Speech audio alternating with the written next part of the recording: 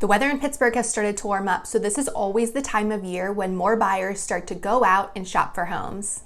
That also means that once you find a home that you love and you can see yourself living in, there might be several other buyers who also love the home and who also want to put a bid on it.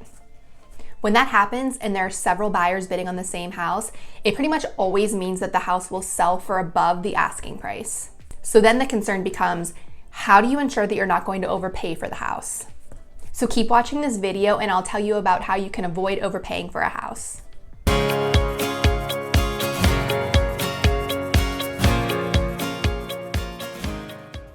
Hi, I'm Amy Solera. I'm a real estate agent in Pittsburgh, Pennsylvania. If you live in the Pittsburgh area and have questions about how to buy or sell a house, or you're thinking about moving, please reach out. I'd love to help you. Okay, so what happens when you're bidding on a house and you're bidding against other people, so everyone's bidding above the asking price? How do you protect yourself and make sure that you don't overpay for the house? So there are a lot of nuances to this situation, and my buyers come up against it all the time. I'm always helping them through it. But for the sake of this video, I'm going to keep it very simple. Okay, so anytime you're buying a house and you get a mortgage, the bank is going to have a third-party person called an appraiser go out to the house and ultimately determine what the value is. So this person will go into the house, look around, then go back to their computer and check to see what other houses nearby have been selling for. And then ultimately this person determines what the house is worth. So this person's opinion is what the bank will use whenever they're determining how much the house is worth and how much money they're going to lend you, because the bank wants to protect itself. It doesn't want to overpay for the house. So as long as you have a mortgage on the house, newsflash, you don't actually own it. You only own a portion of it. The bank owns the house. So if you would stop paying on the house, the bank wants to make sure that they can resell it.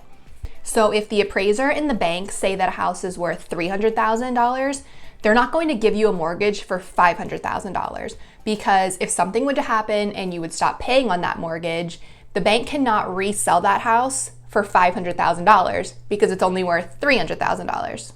Okay, so in our scenario, let's say that the house you fall in love with and want to bid on is listed at $250,000, but there are other people who are also bidding on it, so you've decided that you'll pay $275,000 on it. So there is a difference of $25,000 between what the house is worth and how much you're willing to pay for it.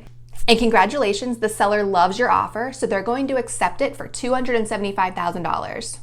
Except now the appraiser goes out to the house and they come back and they say, this house is only worth $260,000.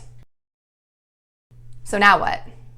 So in this scenario, the house is worth $260,000. That's how much the lender will give you the mortgage for, except the sellers still think that you're going to pay $275,000 for it. So when this situation comes up, there are often 4 scenarios. Let me break them down for you. So number 1, the seller will lower their sale price. A lot of buyers don't have an extra $15,000 lying around, especially first-time home buyers. So if the house is only worth $260,000, the seller's going to have to lower their asking price to $260,000. And yes, that does stink for the seller because they thought they were selling their house for $275,000. But at $260,000, they're getting every penny that the appraiser says that that house is worth, and they're also making $10,000 more than they originally thought, because when they listed their house for sale, they were asking $250,000. The second scenario that could happen is the buyer will pay the difference. So in this situation, the buyer will pay an extra $15,000 in order to cover the gap between the $260,000 value and the $275,000 price that they offered to pay. So on the day of closing, when the buyer brings their check for the closing costs and the down payment, they just tack on an extra $15,000. Now this definitely does happen, but I also see it happen where the buyer doesn't want to overpay for the house and they say, this house is only worth $260,000. I'm not going to pay my original offer of $275,000. It also will happen frequently where the buyer and seller will just split the difference. So maybe the buyer will bring an extra $7,500 to closing and the seller will come down an asking price of $7,500 or some variation of that. The third scenario is that the sale is terminated. The buyer and seller can't come in an agreement, so they just both part and go separate ways. Now I'd say that I see this scenario play out least just because at this point in the process, you're usually already through the inspection, The appraiser was already out there and determined what the house is worth. So both parties would just have to start new, start all over. And for the seller, they're gonna have to go out and find a buyer who would be willing to pay $275, but the house is only worth $260. So most likely they're just gonna move forward and compromise with this buyer that they have. The fourth scenario is that you ask for a new appraisal. Now this doesn't always work, but it's worth a try. So because the appraiser is a third-party vendor, essentially what would happen is the bank just throws out that first appraisal and they ask a new company to go out and do an appraisal again. Once the second appraiser goes out, they could come back and say the same thing. This house is only worth $260,000.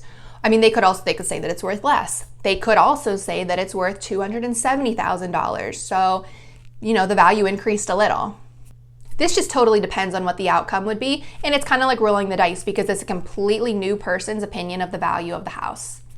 You should also watch my video on escalation clauses because that's an additional layer of how to protect yourself from overpaying on a house. If you have any questions about buying or selling a house in the Pittsburgh area, please reach out by call, text, or email.